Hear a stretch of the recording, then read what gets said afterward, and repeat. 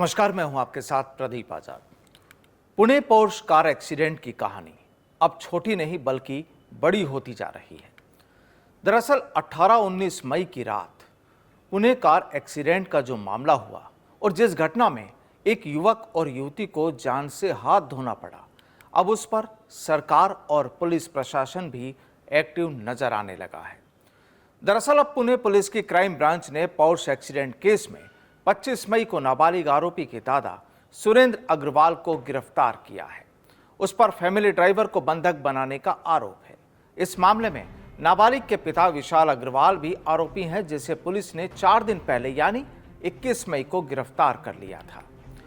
खबर है कि 18-19 मई की रात हादसे के बाद आरोपी के दादा और पिता ने नाबालिग को बचाने के लिए ड्राइवर को फंसाने की प्लानिंग की थी और ड्राइवर की शिकायत पर पुलिस ने दोनों के खिलाफ आईपीसी की धारा 365 यानी गलत तरीके से कैद करने के इरादे से अपहरण करना और 368 यानी गलत तरीके से छिपाना या कैद में रखना, इन दोनों धाराओं के तहत मामला दर्ज किया गया है।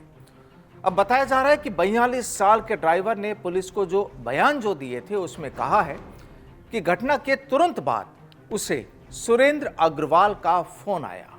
वो फोन पर पहले चिल्लाए, फिर अपनी BMW कार में जबरन बिठाकर अपने बंगले ले गए और वहां 19-20 मई तक कैद रखा। ड्राइवर के मुताबिक जो ड्राइवर का कहना है कि नाबालिग के पिता और दादा ने उसका मोबाइल फोन था वो छीन लिया था और उन्होंने हादसे का इल्जाम लेने के लिए उसे पैसों का लालच दिया और कहा कि वे उसे जल्द ही जेल से निकाल लेंगे। दोनों ने धमकी भी दी और कहा कि इस बारे में किसी से बात की तो याद रखना, यानी उसे धमकी दी गई। आपको बता दें कि 18-19 मई की रात 17 साल 8 महीने के आरोपी ने लग्जरी पोर्श कार से बाइक सवार युवक युवती को टक्कर मारी थी और हादसे में IT सेक्टर में काम करने वाले 24 साल के अनीश अवधिया और अश्वनी कोश्या की मौके पर ही मौत हो गई। दोनों मध्य प्रदेश के रहने वाले थे।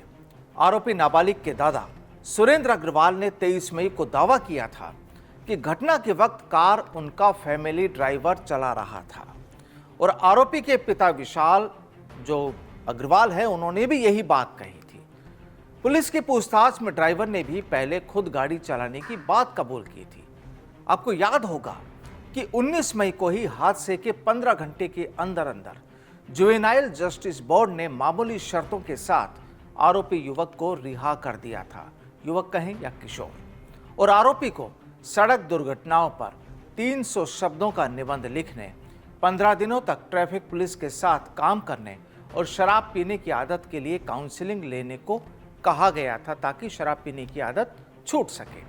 और जिसके बाद पुणे पुलिस ने जुवेनाइल बोर्ड से कहा कि अपराध बेहद गंभीर है, इसलिए नाबालिग आरोपी पर बालिग की तरह कानूनी कार्रवाई होनी चाहिए।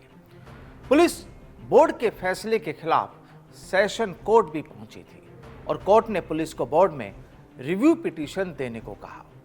आखिरकार 22 मई को जुवेनाइल बोर्ड ने नाबालिग को एक बार फिर तलब किया और 5 जून तक के लिए बाल सुधार गृह भेज दिया गया।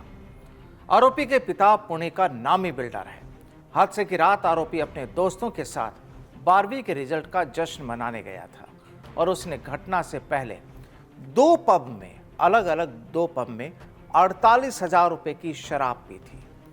मामले में आरोपी के दादा और पिता समेत अब तक कुल 7 लोग गिरफ्तार किए जा चुके हैं। इनमें 5 लोग 2 पब के मालिक, मैनेजर और स्टाफ हैं और इन पर नाबालिग आरोपी को शराब परोसने का आरोप है। स्पेशल कोर्ट ने 24 मई को आरोपी के पिता समेत सभी 6 आरोपियों को 7 जून तक न्यायिक हिरासत में भेजा है। पुलिस ने आरोपी के पिता, बार मालिकों और मैनेजर के खिलाफ जो दर्ज FIR में है उसमें धोखाधड़ी की धारा 420 भी जोड़ दी है। पुलिस अधिकारियों के मुताबिक उनके पास नाबालिग के पब में शराब पीते हुए CCTV फुटेज है। ऐसे में वो सिर्फ ब्लड सैंपल जो रिपोर्ट है उस पर निर्भर नहीं रहेंगे और साथ ही इंटरनल इंक्वायरी में पता चला है कि कुछ पुलिसकर्मियों की ओर से चूक भी हुई थी और सबूत नष्ट करने के लिए उनके खिलाफ भी कार्रवाई की जाए। बहरहाल अब देखना होगा कि आखिरकार पुलिस इस मामले में अपनी जांच को कहां तक पहुंचाती है। और बड़ा सवाल तो यह भी कि देश में इस तरह से होने वाली घटनाओं को आखिरकार किस तरह से रोका जाए।